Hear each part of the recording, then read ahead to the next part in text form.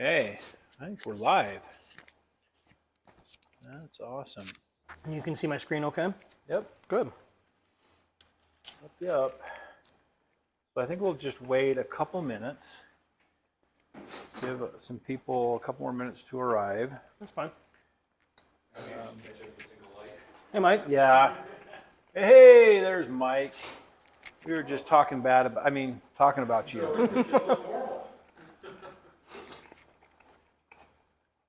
Okay, we are getting you right in the frame there, Dahln. Okay. I won't move around much then. Oh, you can move around. Typically, once you get started, I'll switch over to show only the slides anyway. So. This way everybody can watch me eat. That's right.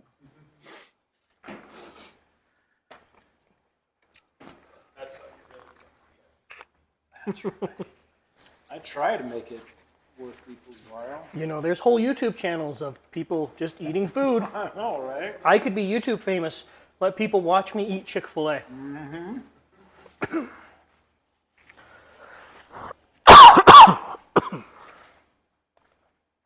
How bad could it be, right? No. Well, a few minutes in, we'll go ahead and get started.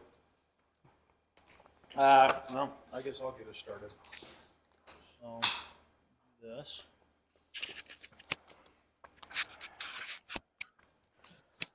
All right, welcome everybody to Salt Lake Azure Group. Welcome to those online that I can't see or hear. If you are online and you have questions, feel free to put them in the chat, and I'll relay them to our presenter. So, typically what I like to do these days is start off the meeting with lightning talks. Those are just little 5-minute or less or whatever talks about something that you have found interesting or that you wanted to share with people. So if anybody has something that they'd like to share, feel free. No pressure, you don't have to. But if you want to, Mike? Just as an add-on from my... Why don't you just come on up here? It's just going to be pretty brief anyway. It's more of an announcement. So, Take this. zap you. So, one issue that I thought was interesting with AI customer service is when you're having a conversation, the lag time used to be about a second or two. So it's noticeable. Well, they just released the new Chat GPT model, Omni, and they knocked it down to like 10 milliseconds. So it can keep out in real time, and you can interrupt it, and it'll readjust. So we're getting a lot closer to actually having AI customer service, actually the full bot, instead of just running a chat bot, to actually have a human-sounding voice without the artificial sounding machine delay. So I thought that was really slick, especially the conversation, before about having the AI start interacting more with the customer, start replacing, utilizing this for customer service. That's going to be on the leading edge. I think we might be seeing that in a year or two, or more companies going to buy in, especially since they made the API price cheaper. So, Very cool. yeah. All right, sweet. Yeah, I think that they were saying that they're going to make that available for free, right? Yeah, right now it's free, and then their API price to use at a business level, they knock that down. That's awesome. Yeah, it's crazy how quickly AI is going to take over the world. So next year, we may not even be here. We'll see. I don't know. No, we'll be batteries. We'll be plugged in. That's right. We'll be here. You know, my son was telling me that the original premise of the Matrix was that the machines were using all the humans as CPU rather than energy, as a massive network CPU, which makes a lot more sense to us technical people, but they were afraid that the layman wouldn't get it and wouldn't understand, network CPUs and neural networks. And all that. So like, we'll make them batteries. That'll be easier. So, anyway, and my son may have been lying to me. I don't know. But okay, thank you. Anybody else want to chat about something? No? Okay. So the next thing I usually like to do is give a little tech tip. And a tech tip is something that is off the topic of what the presentation is about that I find interesting. And I just wanted today just mention that next week is Microsoft Build. So if you haven't signed up for that already, or if you are interested in it, or if you have already signed up, anyway, it is next week, the 21st through the 25th, I believe, that right? that sounds right. And they do a lot of great stuff at Build, and it's actually 24 hours, right? And it's free if you do it online, or if you want to spend, I don't know, $1,600, you can go to Seattle and do it in person. I like to do it online because then I can sit around in my sweatpants. That's what it is, my sweatpants. So if you're interested in doing Microsoft Build, it's a really great place where where you can learn all the new stuff. Personally, I'm kind of like Dahln. I prefer .NET Conf in November because that's when they release all the new .NET framework and all that kind of stuff. But MS Build is great too. So take a look at that if you get a chance. Okay, well, let's go ahead and get started. Tonight we have a great presenter, Dahln Farnes.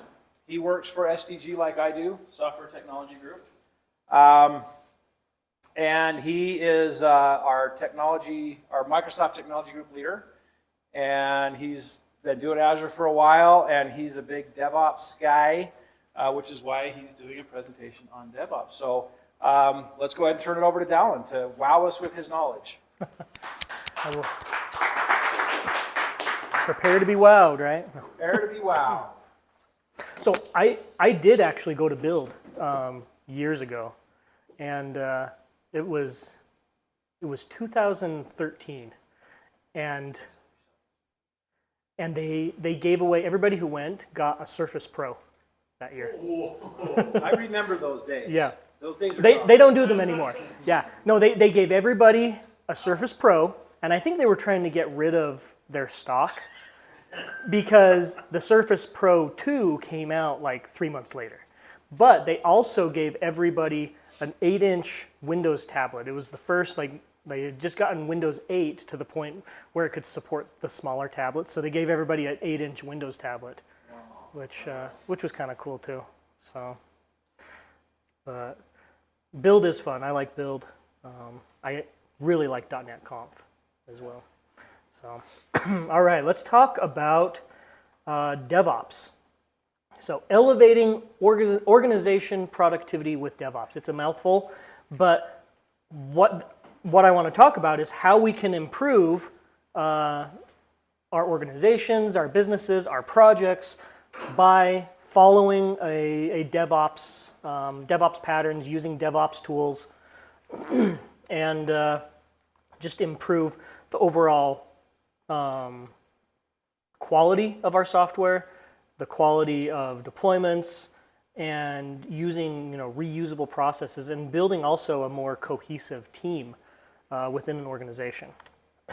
So you guys probably know this, but just as a definition of DevOps, it's a combination of dev and operations, where it enables the collaboration between your software engineers and your system administrators, automating those processes of deploying your software, delivering your software, and updating your infrastructure.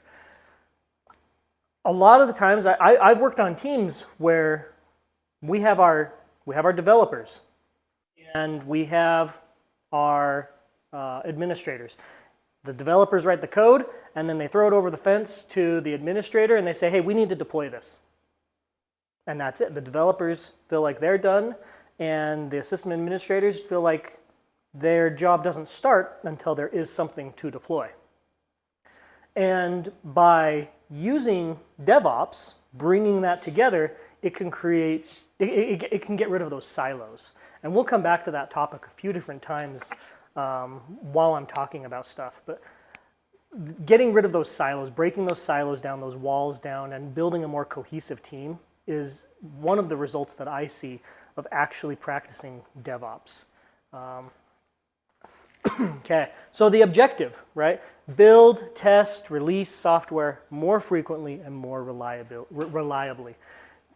Essentially, we want to create automated processes that are easier to track, easier to log, and just have an overall better experience with the way that we build, test, and deploy our applications. So,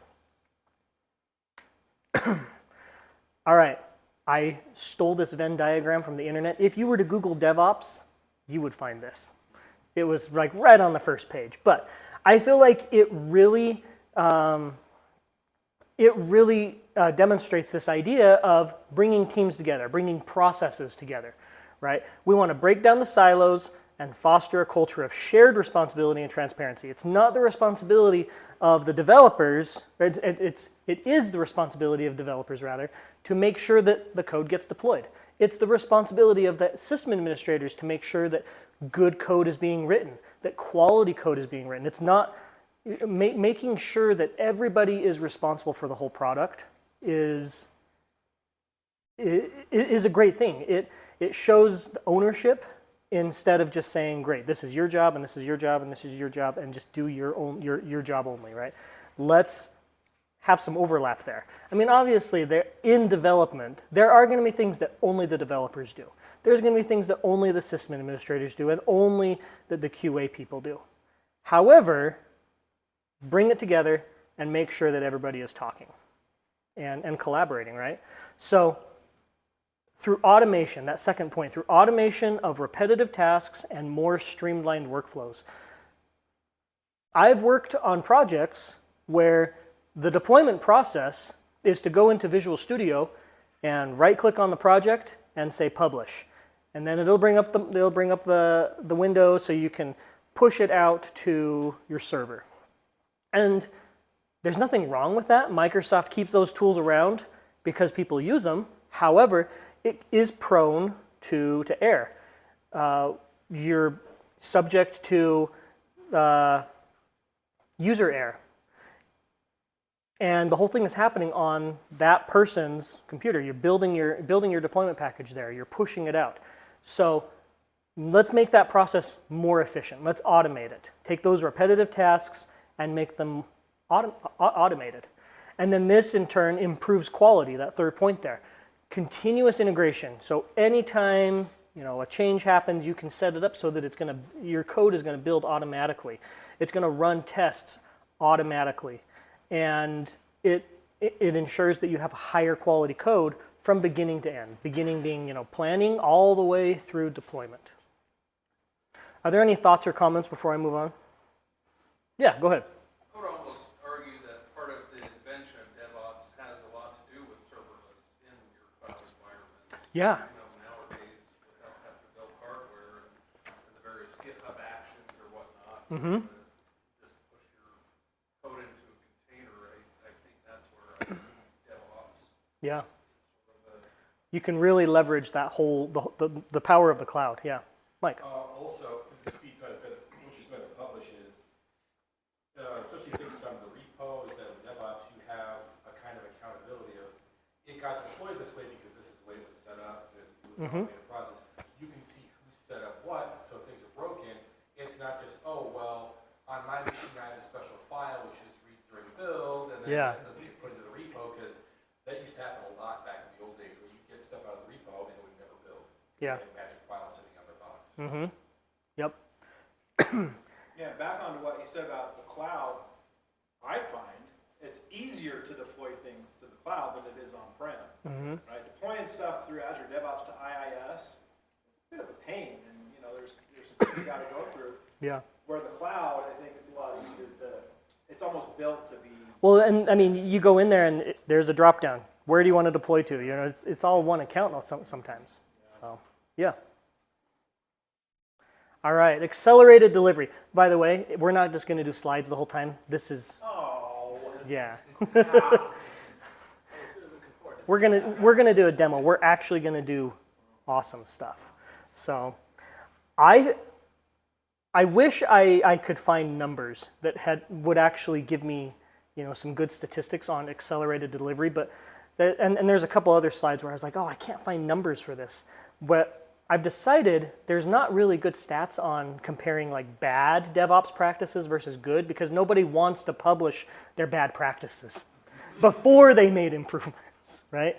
So, but the great thing about DevOps is that it just makes it easier to do your deployments, right? It becomes a reusable process that you just go in. Maybe your processes are automatic.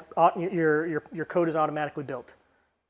If it's automatically built, then great. Does it automatically deploy to a test environment or a dev environment?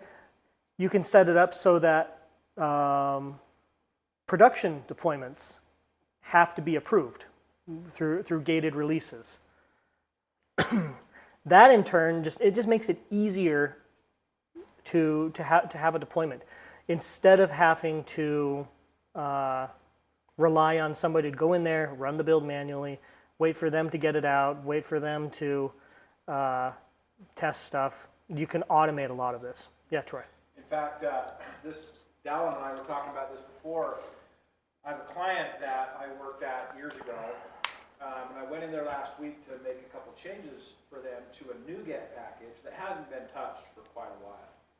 And so we made the changes, and I'm like, okay, crap, what's the command line to push this up again? And couldn't remember, then I thought, well, wait a second, let me go look at our pipelines, and sure enough, there was a pipeline there for the NuGet package that built, ran, pushed, everything was ready to go. So it made it really nice. I didn't have to remember how to deploy it because I had the pipeline automatically doing it. So Yeah. I think that helps with this as well, is you don't have to try to remember how is it published, where is it published, how do I do it. Well, and you can leverage stuff like secrets in your configuration, and go instead of having to go find the text file where you've saved a key or something. It's just saved as a secret now in your configuration, and those commands are all ready to go. Yeah, a little bit of work now or then saved you time later. And stress. Yeah, and stress, right? Yeah. Cost and benefit of DevOps. Again, I said I wish I could have found numbers, but I don't think people are going to say, yeah, we used to spend this much money before, and now we're spending this much money later. I'm sure the numbers exist, but people, I couldn't find good numbers. However, by increasing efficiency and automating your processes, it's going to lead to cost savings, and it's going to reduce, like I say right here, reducing time to market and lowering failure rates. The lowering failure rates, I think, is huge because we're removing that manual component of a lot of these repetitive tasks. Okay? All right, implementing DevOps. So what do we need to do to implement DevOps? There has to be a cultural shift, right? If in your organization, if people are like, well, my job is to do the deployments, that means I'm going to sit here and I'm going to build the package. I'm going to deploy it manually. That's great. That's fine, but it doesn't fit well with what we're trying to do, right? It works for them, but it doesn't scale well. So in a culture, switch to really start implementing DevOps, you've got to shift to how can we automate this process? How can we as a team identify our processes our manual processes that can be automated? And then what tools as a team can we adopt that will actually make this process better? I've listed a few just that I have found helpful, but Azure DevOps. We're gonna do a demo in a bit using Azure DevOps. GitHub Actions, I think, is probably my favorite for running pipelines and stuff. I love GitHub Actions. Jenkins, Terraform, SonarQube. SonarQube is great for automating QA and testing and stuff. The other huge thing by implementing DevOps, you get a lot of metrics, things that you can look at your builds and say, how long historically are my builds taking? As the product has evolved, is our build time increasing a lot? Is it staying about the same? Maybe it's getting better. Maybe we recently updated the application to the newest version of .NET and our build time has come down, or maybe it went way up, right? So by having these metrics, we can improve quality, improve efficiency, coming back to one of the previous slides, right? Okay. Any thoughts on this before? I think this is the last one before the demo.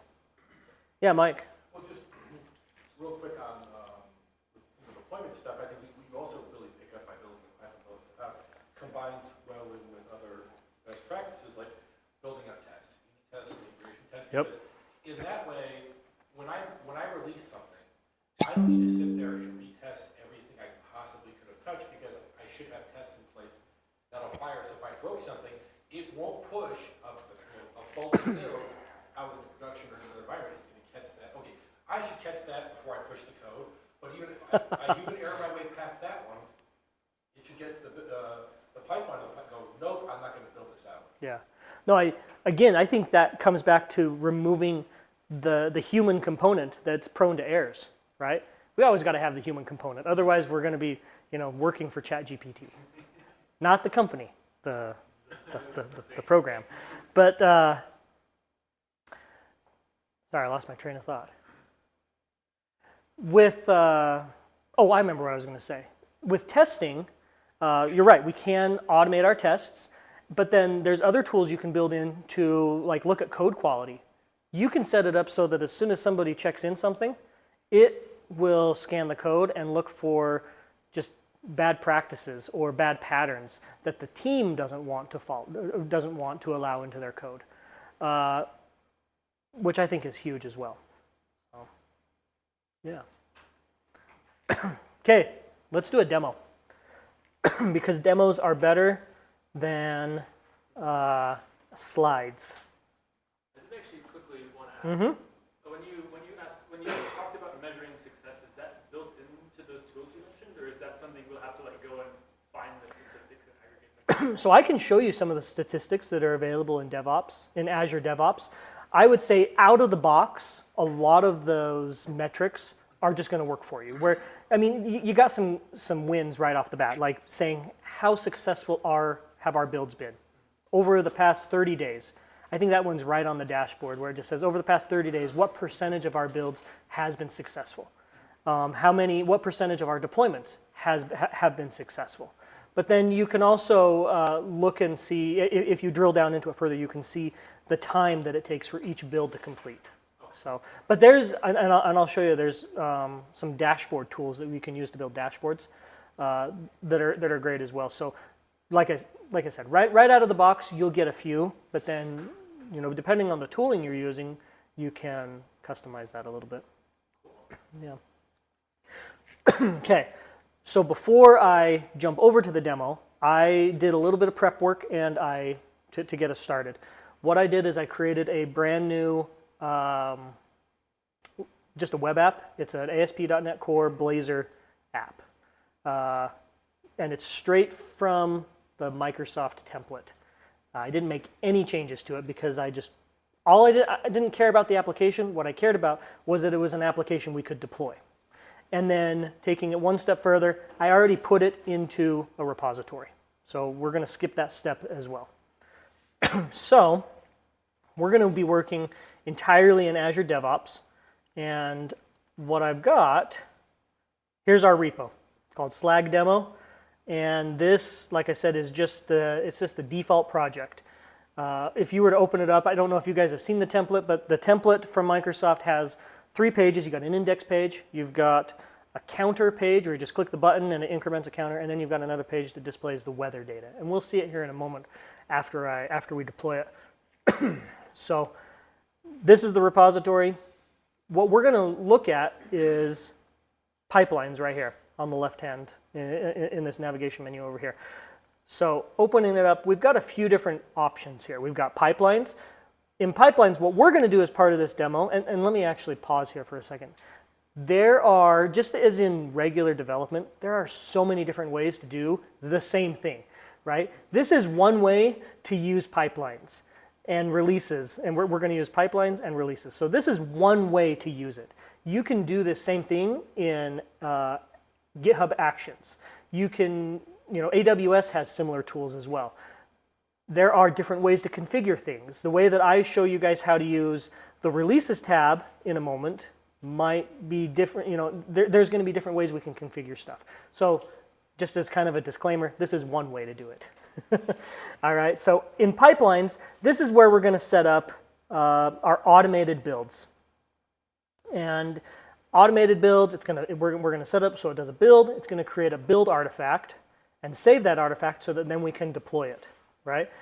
Environments, we're not going to use environments tonight, but this right here, if you right out of the box, you get being able to set up a new environment for Kubernetes and virtual machines. And you can manage those environments and see, like they're saying here, get full end-to-end traceability. So you can see what's happening in your environments. We're not going to use that tonight. Releases, so build a pipeline for your releases, actually getting your code out there. And then these libraries, I think libraries are cool. This is where you can create variables and keep secrets in here. And it has its own security component too, where some people may not need access to this. And so really leverage that security. And then I'm not going to talk about these too much, but we've got task groups and deployment groups. Deployment groups I think are really cool because you can group your servers together and push things out together, to multiple servers or multiple environments rather. Okay, so like I said, we've got our repository. We're going to leave it alone. With pipelines, we're going to create a new pipeline that's going to build that application. When you come in here, it's going to get you started with just a few guiding questions, and then it's going to give us some code. You can link this to all of these. I've done GitHub, I've done Subversion, and Azure DevOps. We're going to do Azure repos. It's a Git repo in Azure DevOps here. We're going to use this one because, like I showed you guys, that's where our repository is. And it automatically detects our repository. And then configuring your pipelines. This is just a template. We're going to click one. We're going to use this top one as a template, and we're going to delete the whole thing because I don't want to use it. So, but what it gives us is a YAML file, right? Yet another markup language, which is, you can use it for other things, but the use case I've seen it for most of the time is for configurations like this. So I'm going to grab this code and paste it in here. All right, so what we have, we're going to walk through this whole thing. So triggers. What is going to trigger building this code? Changes, and in this case, excuse me, it's changes to, is that better? It was kind of small before. Okay. Changes to the master branch are going to trigger this pipeline. It's going to run on an Ubuntu image with .NET, anything past .NET 5. I like to use Linux stuff. I just think it builds better, it runs better. And so given the option, I'll use a Linux image for my builds and my servers in production. All right, going through the steps in our pipeline here. We're going to make sure that we've got .NET 8. The .NET 8 SDK. And you'll notice I put a name in here. These names show up in the logs, which we'll see here in a bit. And then using this task, I was going to show you guys, sorry. So this show assistant right here, this is kind of cool, where if you click Show Assistant, it'll give you different tasks that you can do. And in this case, .NET Core, you could come in and say, well, I want to do a restore, which we do a restore right there. But you can give it the path to your project or your solution, whatever you're doing, and then just hit Add, and it's going to create the text similar to what we have here over here in our file. I'm not going to do that, but I think it's helpful that they give us these tools. So let's close that. Okay, so is the task colon, is that like specifying the action to run, or is that somewhere else? this right here.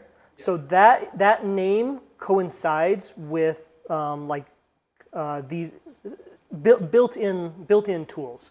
So this is one that Microsoft has made available so that you can use the .NET Core CLI. Oh, I didn't see that pop up. Yep, that's what you were warning me about earlier. Yeah. Okay. So yeah, that that's a pre-built tool that Microsoft in this case has made available so that we can use the .NET CLI. This one up here was use .NET, right? And then there's another one down here where we're going to publish the build artifacts. Right? These are just tasks that have been pre-built, and then we're just passing parameters into them. And you can actually publish. You can create your own tasks and publish them as well if you wanted to share them with the world. But if there isn't a task that fits your need, you have that ability to create them. And I think that's a great feature. I would also add a little bit of warning to say, make sure you know which tasks you're using, and don't be too trusting, because you're pushing your whole application through this, and you want to just be cautious about the stuff you're using here. My preference is to use the ones that come from Microsoft. So, yeah. Okay, so we're getting the .NET 8 SDK. And then from here on out, well, not here, for the next few, we're just doing CLI commands. So display name, we're just going to do a .NET restore. It's just a string, doesn't matter. What the command is this one right here, restore. If you're on the command line, you'd be typing .NET and then your command, restore, build, publish. But because we're using this task, it's taking care of that for us. We're just passing in the parameters now that we want to run. So this is just the restore command. It's going to bring in all of our NuGet packages, right? Or other dependencies that we've configured in our CS_proj file. In the repository, which I don't need to go open again, but in the repository, maybe you guys noticed there's only one project. I've had pipelines that I've built where I didn't want to build this pattern of all CS_proj files. And so you can specify the name of the project you want to build. In this case, it's just straightforward to just say build all of them, because there really is only one. Okay, moving down, here's our build. It's going to look nearly identical, right, to the restore command, but we do a build. Then we do a publish, and again, we're just passing parameters in, .NET CLI parameters. What I want to point out here is that we're taking the output of our publish, and we are saving it to the artifacts staging directory. That way, the output, well, that published data that's built using the release configuration, which we're passing in a configuration. We have a build variable here for the release configuration. That release configuration, the results of that publish is being saved there, so we can then, on the next step, drop it. It gets bundled up into a build artifact that's then made available in the deployment steps. Okay? So I actually did experiment last night. I was like, what if I just get rid of this one and only have this one? It didn't work. I have a little question here. So Go ahead, Troy. .NET Publish will technically do it, restore and build and everything. It will. Command. So why would you do it in 3 different ways? You're 100% right. My preference is to just see it run. I like to know if something failed. If it couldn't pull down a dependency, I like to see it fail during the restore. If it couldn't build, I like to know that it couldn't build, and those come through in the logs for the publish, but I don't like digging through all of them. So. You want to see which step? Yeah. So it tells you which one of the steps where it failed at? Yeah, it will. Mm-hmm. But my demo is perfect and it won't fail. So, actually, last night I was right. Last night I was going through this and I pasted this code in here and ran it, and the first time it failed, I'm like, there's nothing wrong with this. And I just ran it again and it ran perfect. I'm like, whatever, I don't get it. So, okay. So we're gonna save and run. And this build only takes like 30 or 40 seconds. Watch it take like 2 minutes now because I said that. So our pipeline is saved. It just gave it this canned name, right? If we go in here to the job, we can actually see it going through those steps. So that first one that's already finished is it checked out. It got the code from the repo. Now this one, it's getting that .NET SDK. Or that .NET SDK, it finishes. Now it's doing the restore. again, like I said, this actually goes fairly fast because it's a very small project.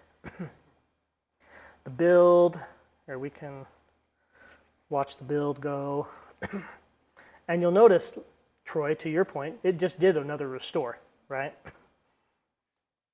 Okay, the publish was fast, build artifact, and you can see publish artifact, it uploaded one file. And actually here, let's look at the publish first. So it did the publish and it wrote everything out to this folder right here, right? Where we want to drop all the data in there, but then the publish artifact task, it created a file, a zip file, and then it dropped it in there so it's available to us, right? So, and if we come back, let's refresh. Oh, there it is. It didn't show up at first. Right here, you can see that it published one artifact. We can open it up, and there's our zip file. If we can download it real quick and open it up, this is our compiled project, ready to be deployed. So that's a build, but we haven't deployed yet, right? So let's deploy that. If we go to releases, we're going to set up a a release pipeline. Excuse me. So new pipeline. And we're going to deploy this. I've already previously set up an Azure app service. We're just going to apply that. And then it just wants a name. It doesn't matter what you put here. We're just going to call this, let's call it our demo deployment. And that automatically saves, so we can just close that. Okay, so this is our stage. Forget about it for just a second. Build artifacts right here on the left. So we want to specify what artifact we're going to deploy. And we can specify where that artifact is coming from. In this case, the source is the build that we just finished, where it saved that artifact. So we can specify that it's coming from that build pipeline, and then the latest. You have other options here. In this case, I want the latest artifact. I don't want to worry about the older stuff. Okay. All right, so there is our artifact. That artifact is going to be pushed into the different stages of our deployment. This is the part where I said at the beginning, this is one way you can do deployments, right? I like to think of stages here almost as environments, but that's not necessarily true in all cases. But I like to think of this as a deployment to the demo server, right? It is a stage, it's a task, we gotta complete it. But I like to think of it as saying, did my environment, which I know we have an environments tab, work? But I think of these as environments. So if we come in here now, we need to link it to Azure. Troy, this comes back to your comment of saying that things just work good in the cloud, right? Because it's easy to deploy from cloud builds to cloud environments. That's exactly true right here, where I have my Azure subscription right here. I can link it. It's running a web app or a Azure app service on Linux, so we're going to switch that. I have a couple of these set up. We're going to do slag demo. And I don't have any special commands we need, so we can just save that just like that. And let's go back to our pipeline. Okay, so our task is done. We've set up that deployment to our demo environment. A couple other things we can do is triggers. I talked a bit ago about triggers in the YAML file for what's going to trigger changes that are going to queue up that build. We can configure different triggers for deployments as well. If we can set up this continuous deployment trigger. This is going to watch for new artifacts to show up in that cloud or that storage location where the artifacts are saved. We just enable it, and then we're not going to monkey with the branches here. We're just going to leave it as is. But that's going to watch for new artifacts. When a new artifact comes up, that trigger is going to trigger, and it's going to push that artifact over into this task. we're going to come back to this a little bit more, but let's demo that artifact running, or that build running and triggering this demo. So, or this new artifact trigger. So if we just, we're going to stay, I have to save first. Actually, I want to change the name. We're going to name this our slag demo deployment. And we're going to save it. Okay. So let's, back in pipelines, or back in our builds, we're going to just run this pipeline again.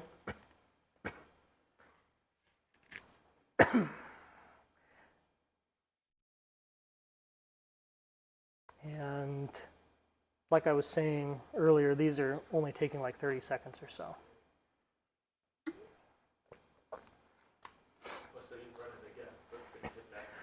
Yep, so it's going to run again, and what we should expect, because of that trigger I set up where it's watching for that new artifact, it should push that automatically out to our to our environment.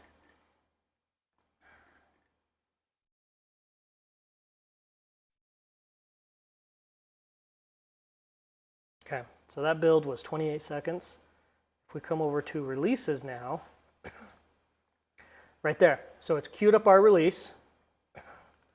We can come in here and see that it's queued this up, and I think there's 4 tasks total. Right now it says 1 of 1, but it's initializing the job. It's figuring out everything it needs to do. Oh no, sorry, 3. So 2 of 3 tasks. It's downloading the artifact, and then it's going to push it up there to the server.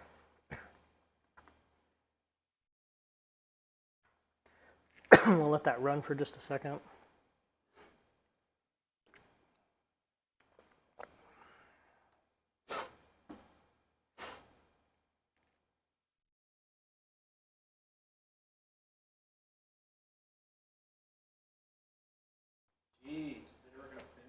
I know, right?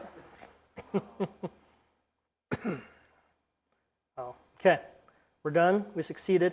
We can go in and look at everything that happened, review the logs if we want.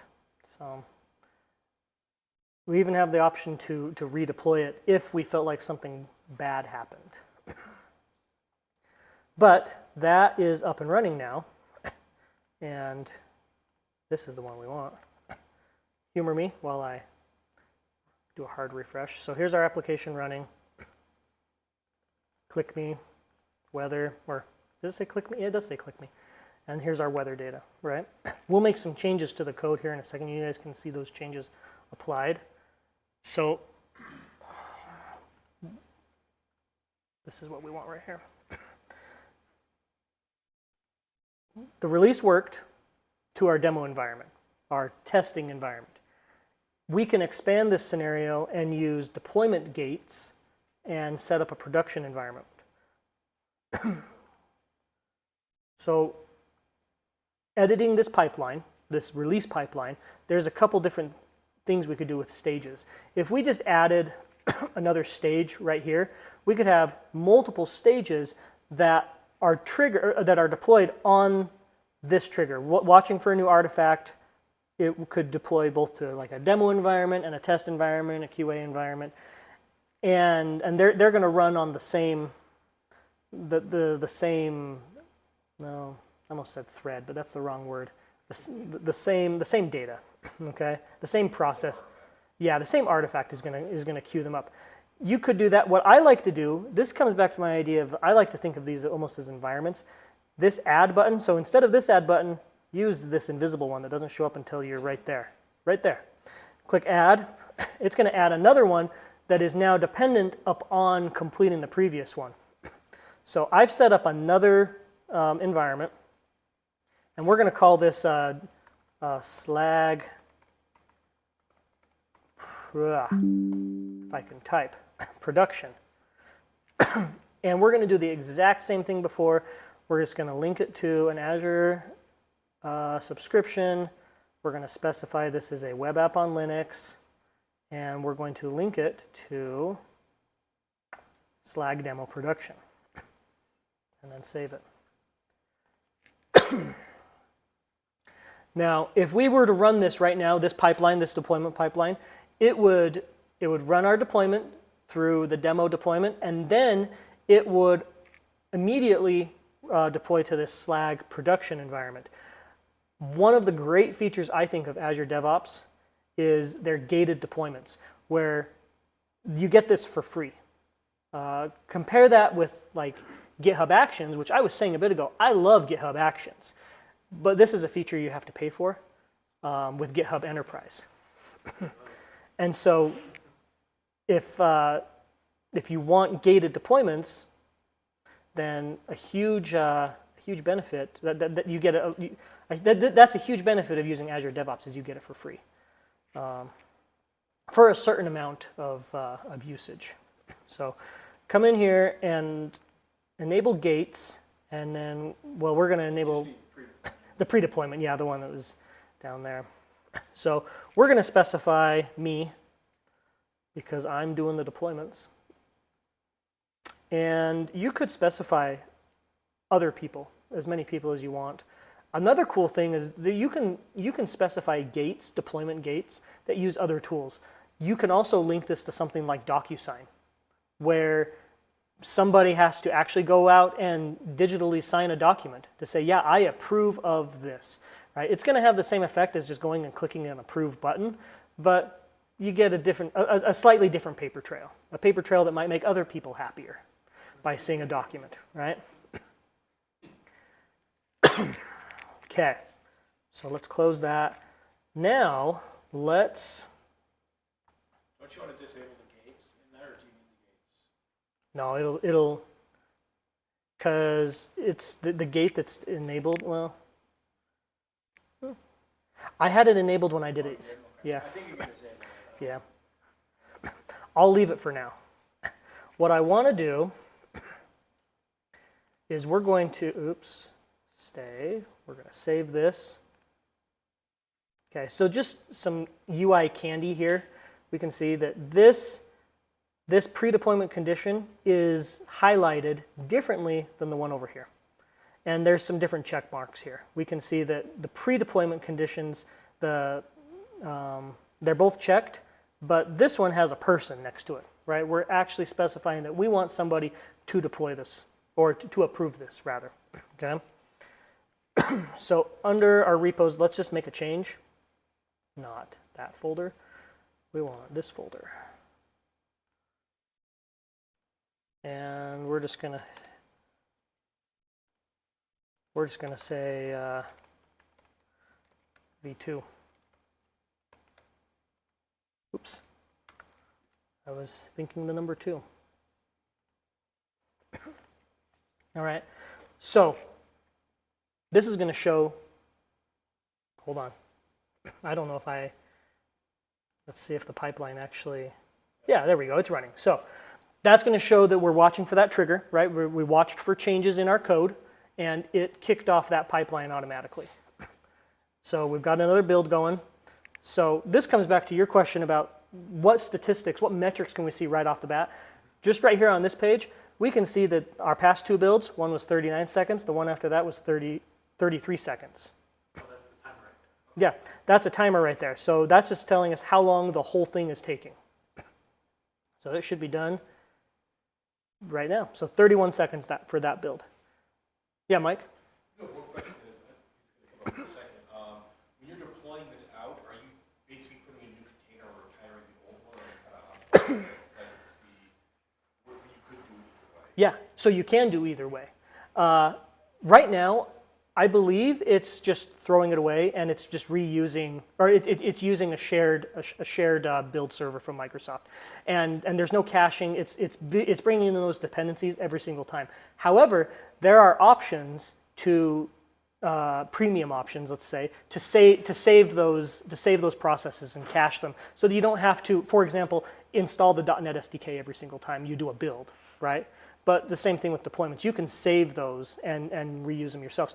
Another option within Azure DevOps, and GitHub Actions has the same thing, is you can set up hosted builds where you use your own server. You're just and they have some tools that you actually install on your server and so they communicate through firewalls and everything quite nicely. But then your build or your server has all those dependencies that you've set up. Does that make sense? Yeah. Okay. I was kind of going to the first. That's a good answer. One different version. So like, we're putting out a new application. Let's say this application is in production right now. We have clients using it. We don't want to pull this down, obviously. So, and I'm just asking your opinion on some best practices. I know you can have stuff up where like you bring up the new one, you slowly move traffic over and hire that one. I'm just wondering in this case, are you making a new one? When the new one's up, you redirect all traffic that one, or retire the old one, or hotspot. We're talking about the deployment. Yeah, so you're talking like deployment slots. Yeah, actually. Right. So in this case, it's just one server.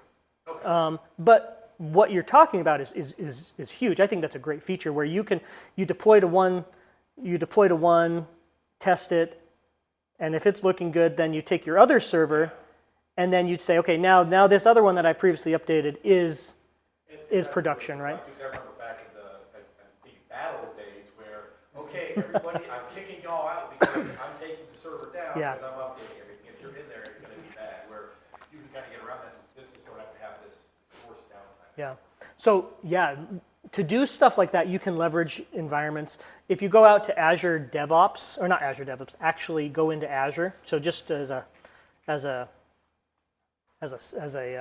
slight detour, in Azure. So now I've jumped from Azure DevOps into Azure.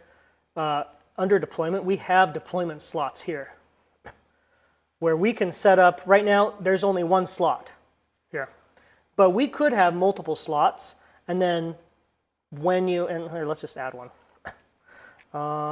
Slag demo 2.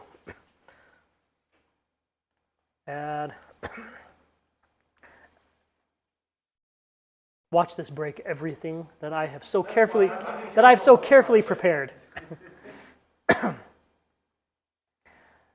And this is taking longer than I thought. But if you see right here, we've got the swap button. So right here in Azure, the deployments are done separately. You deploy to one slot, and something to point out is, oh, it's done good. Something to point out is that you're going to pay for both of these too. Oh yeah, they're both running. Yeah, they're both running. So some cool features. Right now, we're doing 100% of our traffic to this original one I created, right? You can do a rolling update, a rolling release rather, and have some people using the new one, some people using the old one until you're comfortable with it. When you're, in this case, we could just swap them. We could just say right now, 100% of the traffic goes to this slot. Later, we're going to swap them and just make this one the production. So again, there's options, right? Yeah, for best practices for product, like what would you, like you have a company that's up and running, they don't want to spend more time, what would you recommend? I think it depends on the budget of the company and the size, like the number of users on the application. If you're, if you've got several million users and you can't have any downtime, then do something like this. That's what I would say.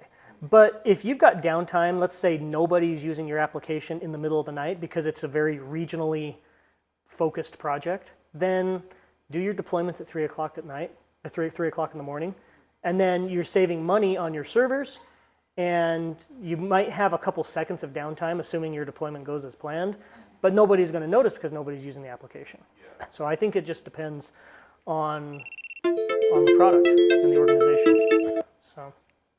And one other advantage of doing slots, let's say you deploy to your second slot, and then you swap, and production blows up. Yeah. Yep. You swap again, and you're right back where you started. Yeah, oops, I don't know what happened, guys.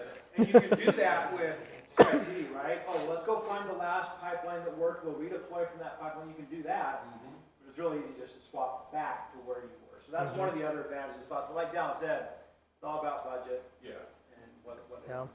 Another thing that I try to keep in mind with deployment slots is how does this work if you're using Entity Framework, for example, and you've got database changes and you're applying database migrations, right? Because then you might have one application using an older version of your entities, of your database context, trying to do stuff against a new database. So you can do it, but you've got to figure out the right strategy for your application.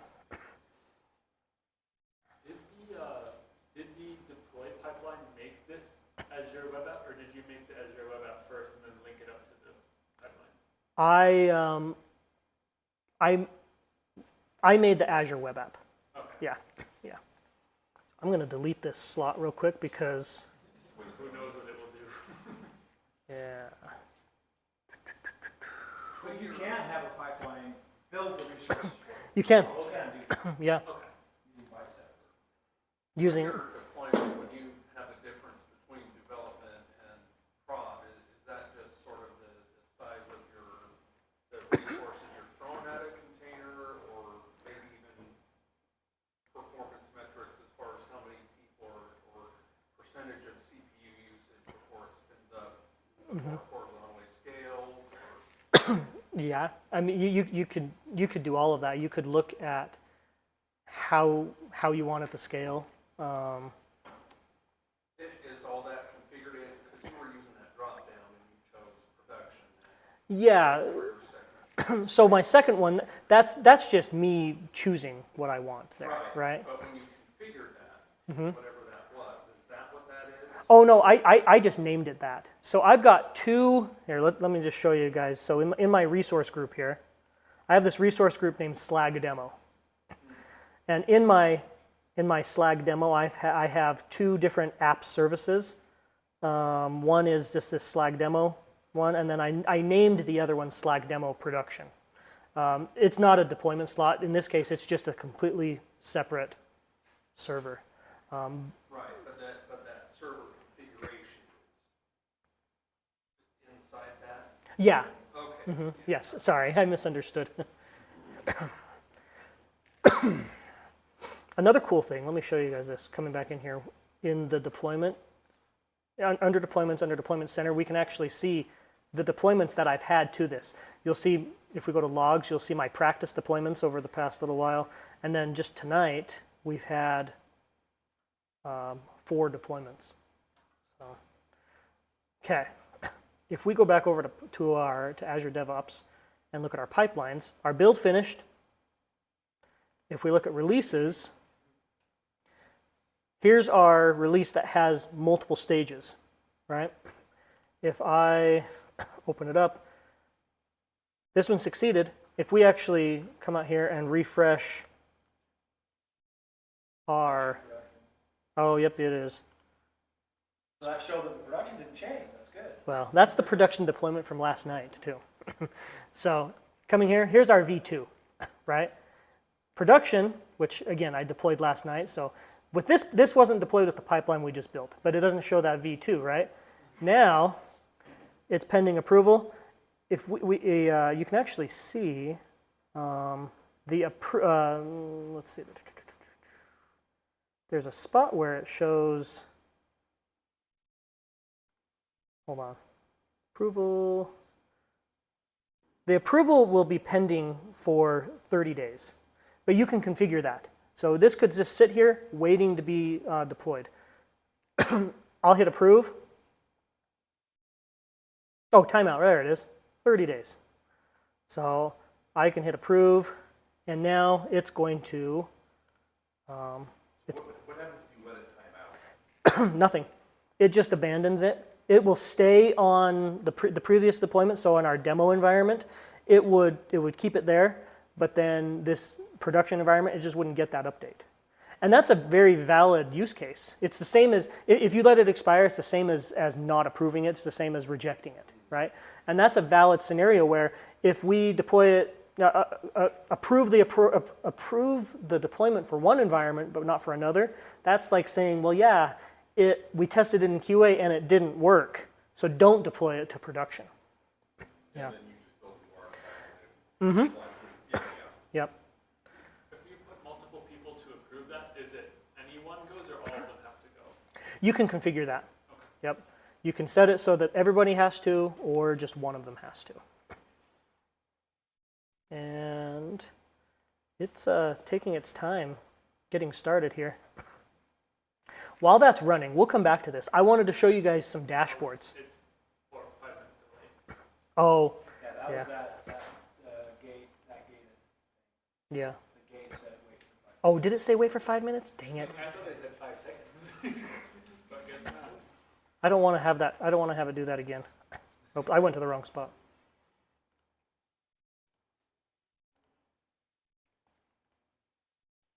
This one right here. You're right. Okay. Well, we'll just let that sit. Now we know. Good demonstration of gates. Thank you, Troy. And gates can be a lot of things. You can have an HTTP endpoint that it calls to check the temperature outside in Alaska. If it's not above 30 degrees, you're not going to do a deployment. So you can have an HTTP endpoint return whether or not that stage can go. For that kind of scenario, I've seen where it will call out to the call center, for example, the API on the call center software, and say, all right, what's our call queue like? Yes. If yes, the call center closes at 11 p.m., but there are still calls in progress, and it will wait until those calls in progress drain down to zero. How busy is the site right now? We'll hold on. Yeah, Exactly. Yeah. Good. That's a good. Yeah. Okay. 30 degrees is good too. Yeah. Well, I wanted to show you guys dashboards while we're waiting for that build to work. Let's see, edit dashboard. So I was previously setting some stuff up here. Let me show it to you guys from scratch. But you can also check like dependent microservices and ensure version number. absolutely. Yeah. You can do essentially anything, right? You can do anything. That's dangerous. I put my entire build step inside the gate. See if reformatting your on-prem server works before you do this. Right. So this comes back to your question of what are some of the different metrics available, right? These are things that they've just built, dashboard widgets that you can pin. The two that I like in this context is the build history, which you probably saw just a second ago before I deleted it. But we can look, basically get a nice graph for how our builds are doing. And we saw those times, right? It was like 39, 33, and 31. Now we're just seeing that visually come down, right? I also really like deployment status, this one right here. And you'll notice that this one is by Microsoft. People can you can create widgets and publish them and share them and stuff. So we're gonna make this bigger. Do 6x2. Specify which build pipeline, and then which release pipeline or release stages. So we'll do both of them. And then I like to do last deployment as well. So if we save that and be done editing. So Slag production hasn't had a deployment yet because we're still waiting, because I ignored Troy when he was like, hey, uncheck that. You should know better. I should know better, right? But we can see the different versions that have, we can hover over it, right, and say, what's the high level view on this one? The high level view on this one. What's currently, if you haven't done any goofy deployments and manual deployments, then this becomes almost a source of truth to say what's currently running in my demo environment, in my production environment.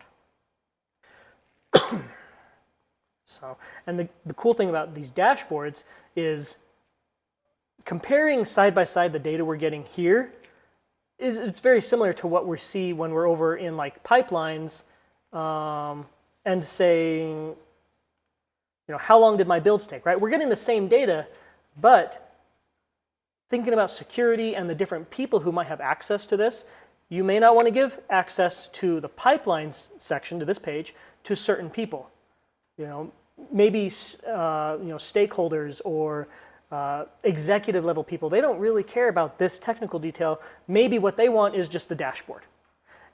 And so to keep people from accidentally messing something up, give them access to the dashboard with limited security. They can see the same data we're seeing, but without all of the technical stuff that could cause problems if it gets modified. Let's check and see if okay, so that worked. So now we have our deployment there. If we come out and refresh production, now we have our V2.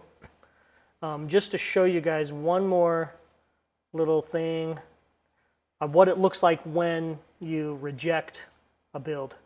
So let's just run. Actually, let's do it with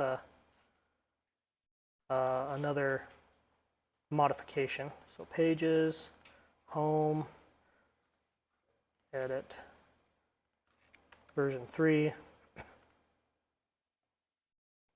So that's going to kick off our build again.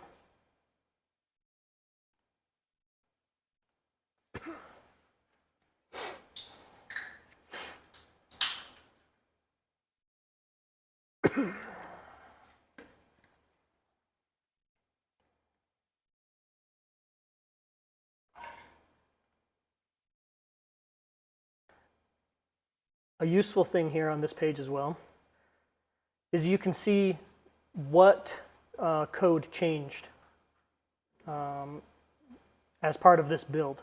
This right here is your Git, your commit ID. And we can see that that's what changed, right? Simple little change, but that's the one that triggered this build. Okay, so that build finished. And on a release, Oh. if you tie work items to Yeah.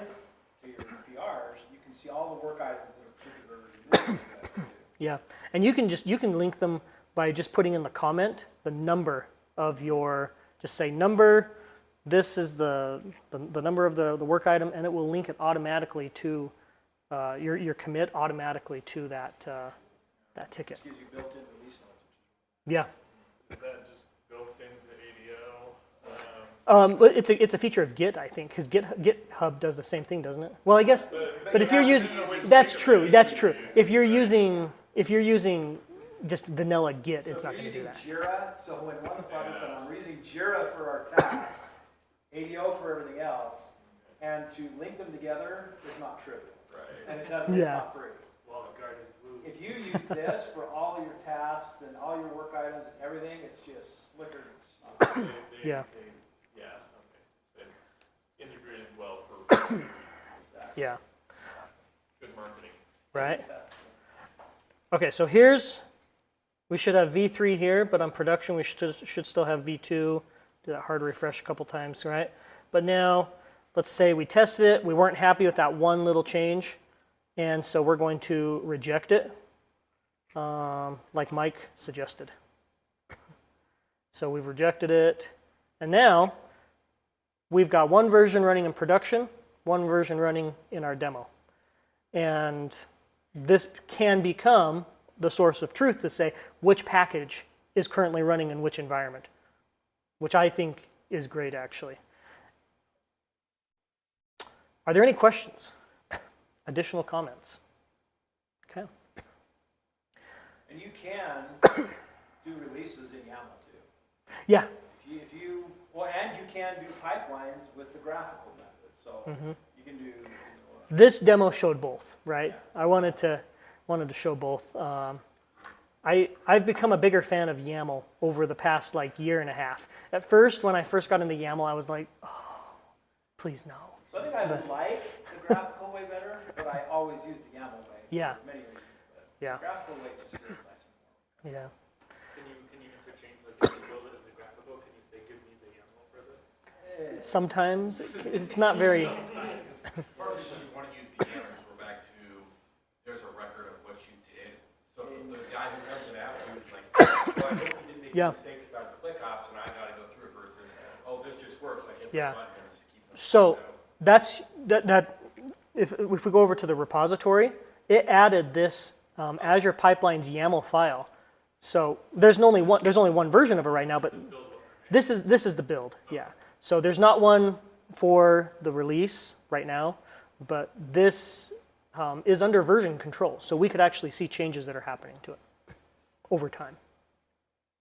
So if you had a repo with multiple projects, how would you separate the artifacts for each project?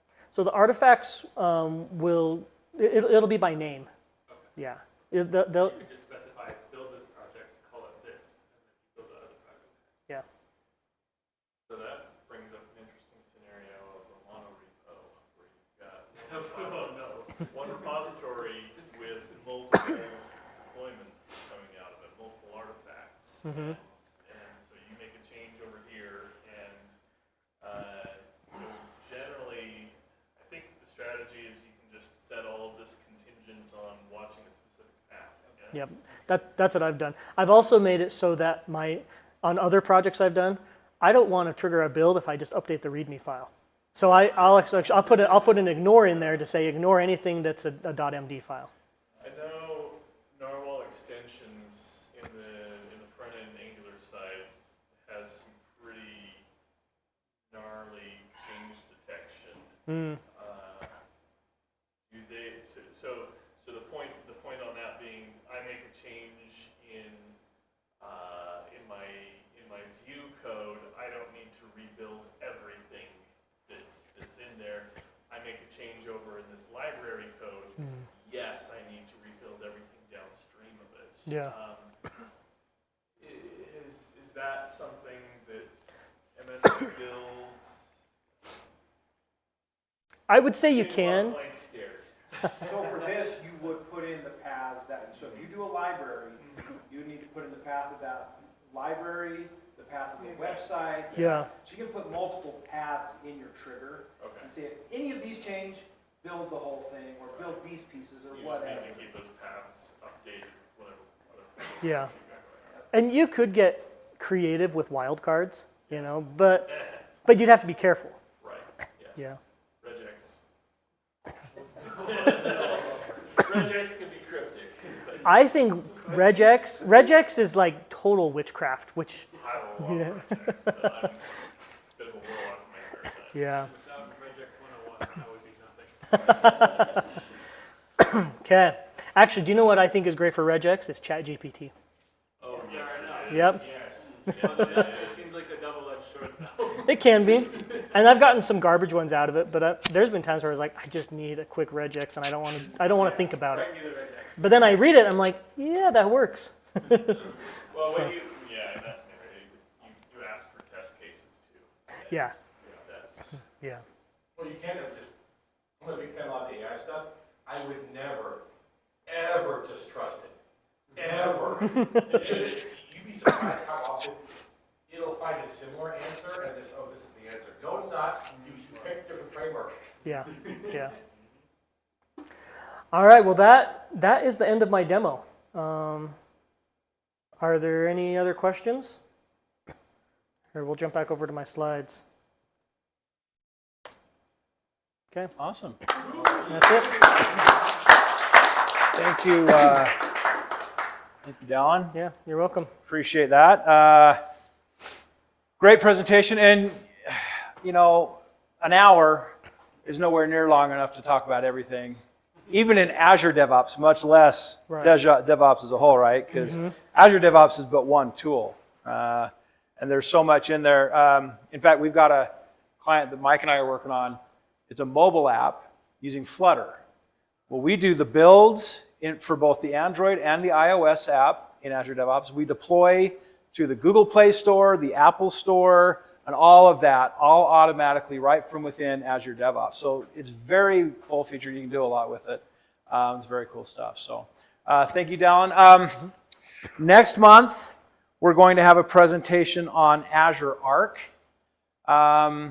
What that is, just quick overview, essentially it's a way that you can control and maintain and manage resources that are not inside of Azure. So you can bring your virtual machines on-prem and manage them in Azure. You can bring your stuff from AWS, stuff from GCP, and manage it all inside of Azure, applying policies, applying security, all kinds of stuff in Azure Arc. So we're going to have a presentation on that next month. I'm going to do that one. And then I'm thinking we're going to take July and August off because I want to take July and August off. So we won't be doing meetings in July and August, but we'll pick it up again in September. So along that point, if anybody's interested in presenting on something, we're always looking for presenters.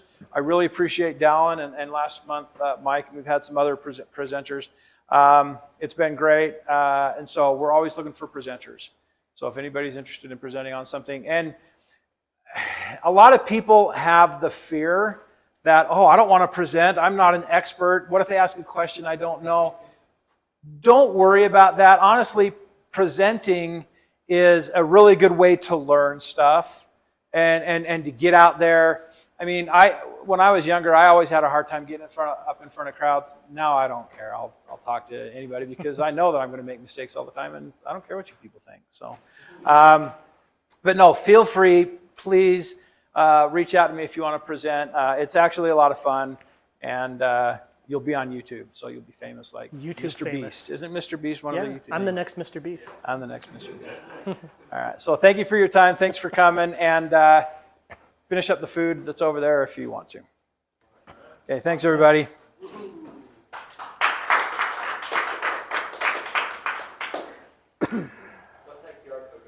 That goes to my GitHub.